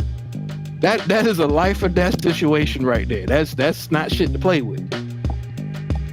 He kind of calms her down. She goes to the back. I don't really think none of it. Lady behind me starts chiming in, saying, hey, she's been giving people attitude the whole time. This young man's just trying to get his medicine, get up out of here. Dude keeps apologizing to me. I'm like, hey, bro, you ain't got to apologize. Everybody has a bad day. She having a bad day. And I was like, and I apologized. I was like, look, I said a smart ass comment. I shouldn't have said nothing. I should have just kept it pushing. I just take my medicine and go. She's still yelling in the background. I never raised my voice. I never, like, if it had looked on film, she probably would have looked crazy because, like, I had my body language never changed. I never moved. I never shifted. Like, so she probably looks like insane on the CBS camera. But it's like, you know what I'm saying? But I say this to say, look, everybody can have a bad day, bro. Like, I was having a bad day and I escalated somebody else's bad day because she was overworked, overwhelmed. I'm not making excuses for her. I'm simply saying I acknowledge the fact that, hey, man, she was in a fucked up situation, overworked. I said a smart ass comment that apparently she just couldn't let slide because I didn't let her little attitude slide. That's my fault. That's my fault. I will take accountability for my actions. But what I will say, ladies, is, hey, look, I'm not going to tell you to be careful all the time because, like, too many ladies are just oblivious with the fact that, like, being careful is not what you need to be. You need to acknowledge that other motherfuckers are dangerous because I could have been that one. You know what I'm saying? Like, but I'm not. I'm not him at all. I'm not violent. I'm not the type of person that's like gonna go fly off the handle. Not in my nature. But I could have been. So ladies, like, sometimes I'm gonna first say again, I sparked this situation. I could have just ignored her fucking shitty ass attitude, took my pills, and left. But if me saying or suggesting that you should go home was enough for you to fly off the handle, hey, look, she's lucky it was me, because somebody else at some point in the day was going to say something that was going to set her off. If that thing set her off, somebody was going to set her off. And I'm just glad it didn't get worse for her because, like I said, it could have been somebody else. I'm not. And if she's still working there, I'll go back next time, give her medicine. To me, nothing ever happened. I don't give a fuck because, once again, I don't give a fuck who's handing me my pills.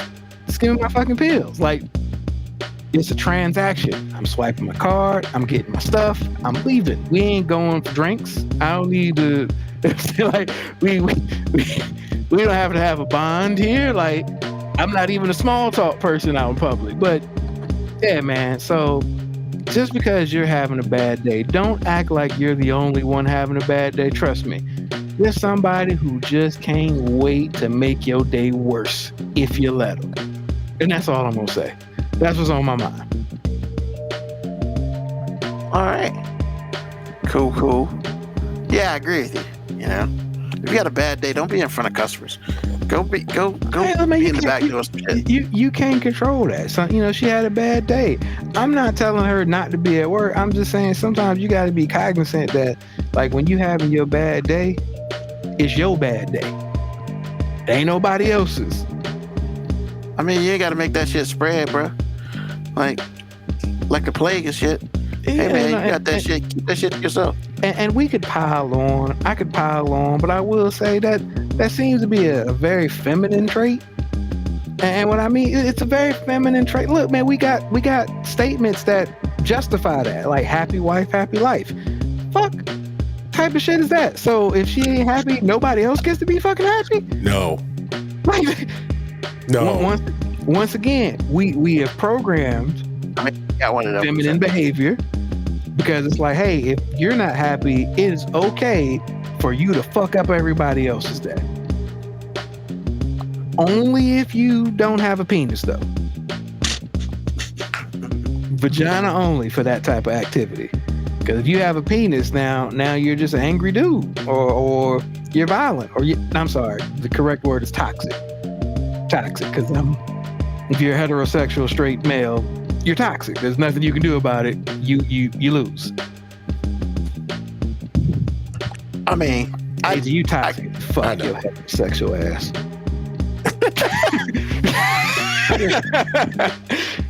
Wow, I like being toxic. I don't know what you're talking about. I was talking about toxic today. I had a whole bunch of stuff to say today. Yeah, man. You know I don't understand. What's that? And then we're gonna get up out of here. Like, hey, I'm gonna let you know that I got some in my car for you. What? How about you not tell me that and then just go to your car and get what you got? But now that I know you got some in your car, you're not getting through me. Like, it's in your car if you get there. Full disclosure, that's actually the most upsetting part about the transaction that happened today. Not that I was getting called F-bombs or she was, throwing threats at me.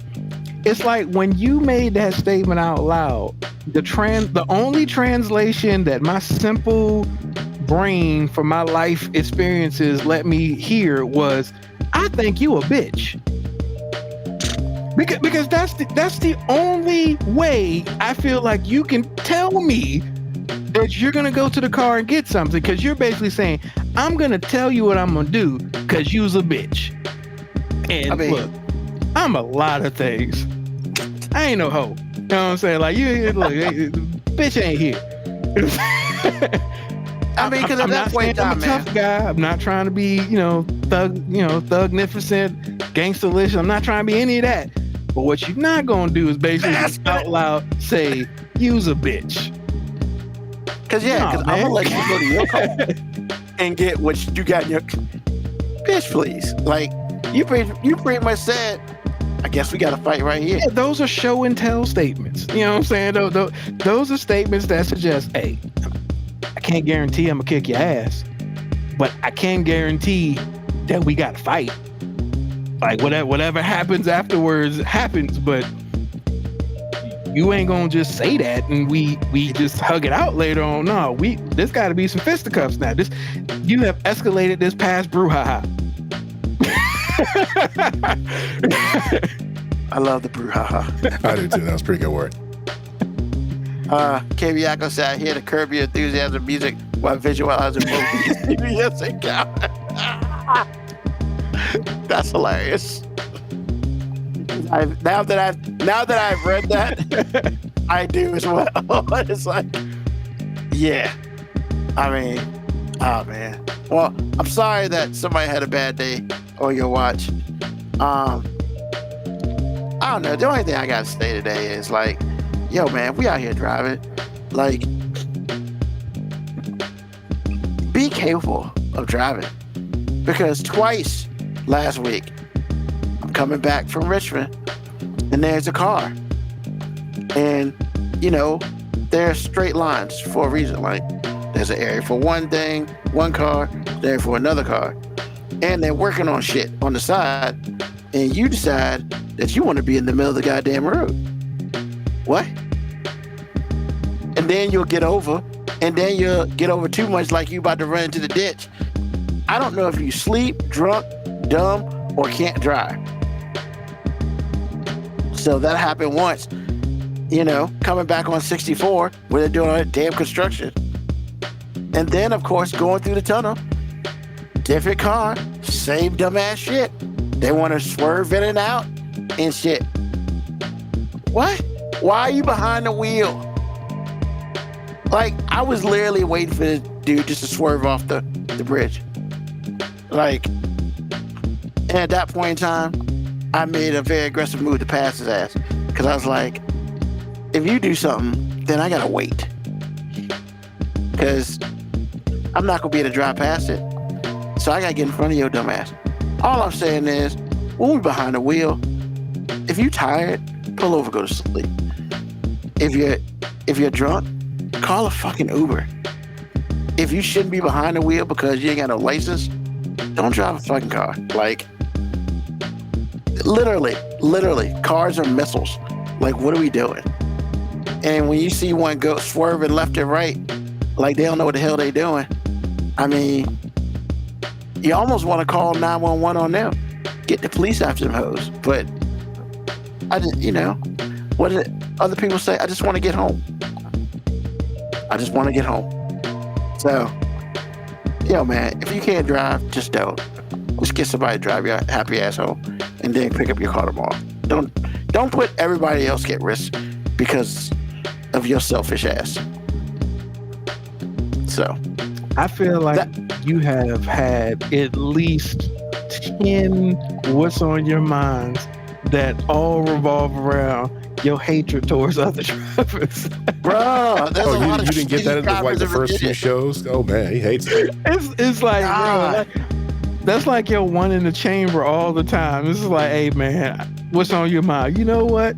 I ain't pulled this bitch out in a minute. Fucking hate all of you drivers.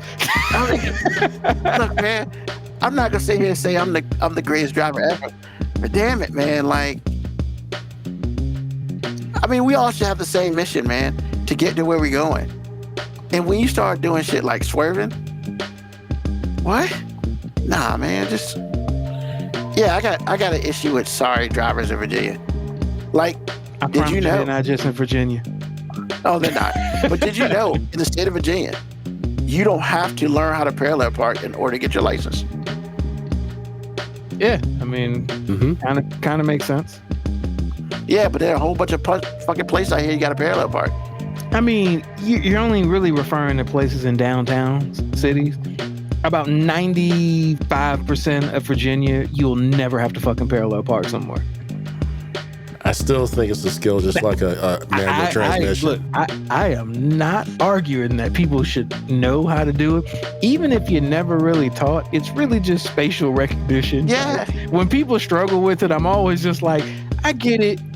If I was going too fast, I messed up, let me do this thing again. But yeah, there's some people who it's like they trying to figure out fucking nuclear science equations while they parking, bro. It's like, it ain't really that complex. Hey man, when your 3-point turn becomes a 20-point turn, just quit.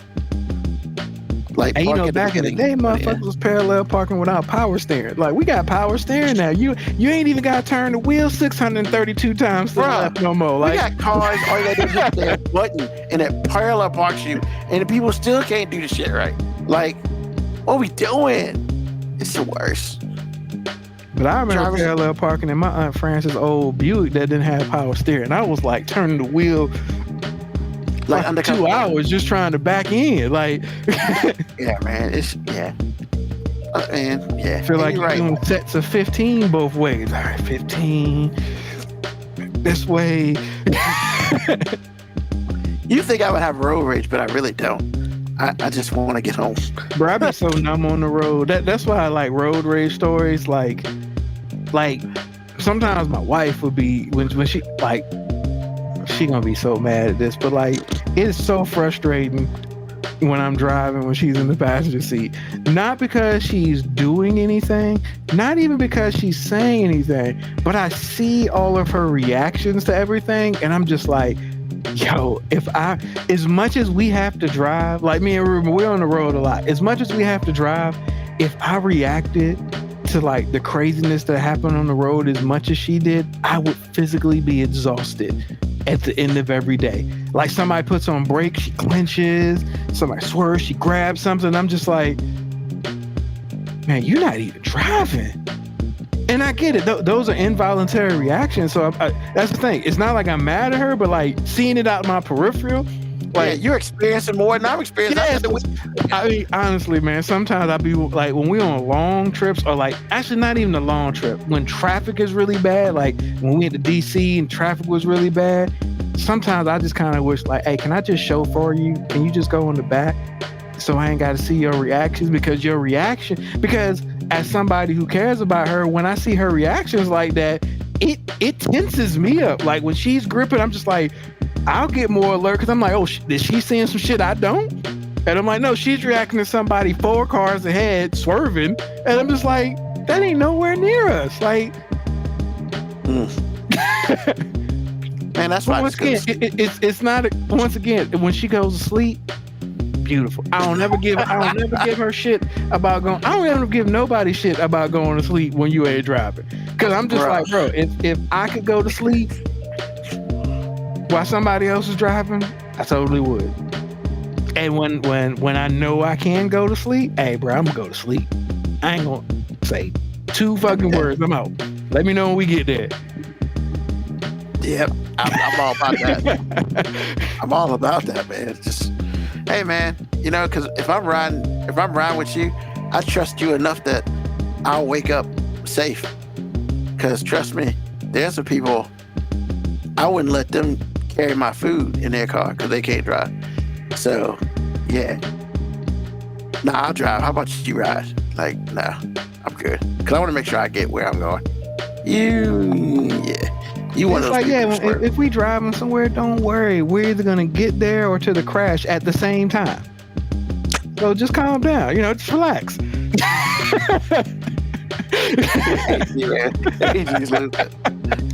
AG can't take it. He can't take it. So, with that being said, thank you to everybody who listened to the show today. As you know, we're here every Sunday, 9 p.m. Until we get off. Hey, tell a friend, tell an enemy, just tell somebody about us. Hey, next Sunday, we're going to do it again. Next Sunday's Father's Day. So, early, happy Father's Day to you. Go and have a good day, and then come join us at night, and we'll try to make your night a little better, and laughter and all that beautiful stuff. And thank you to Moby, thank you to AG, thank you once again to everybody who's listening to us live on the podcast, live on the show, or on the podcast when it comes out. Other than that, hey man, we're gonna do it like we do it all the time. So until next week, peace, love, hair grease, soul, and deuces.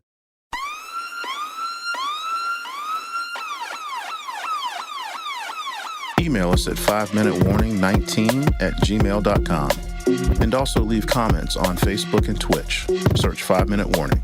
Contact us on Twitter at AG_FMW podcast, at Newsman25, at FMW 2019. Contact us on Instagram, Moby 5 Minute Warning, AG_5 Minute Warning, Newsman25. You can listen to the podcast at Apple Podcast, Spotify, or wherever you get your podcast. Thank you for listening. This has been another episode of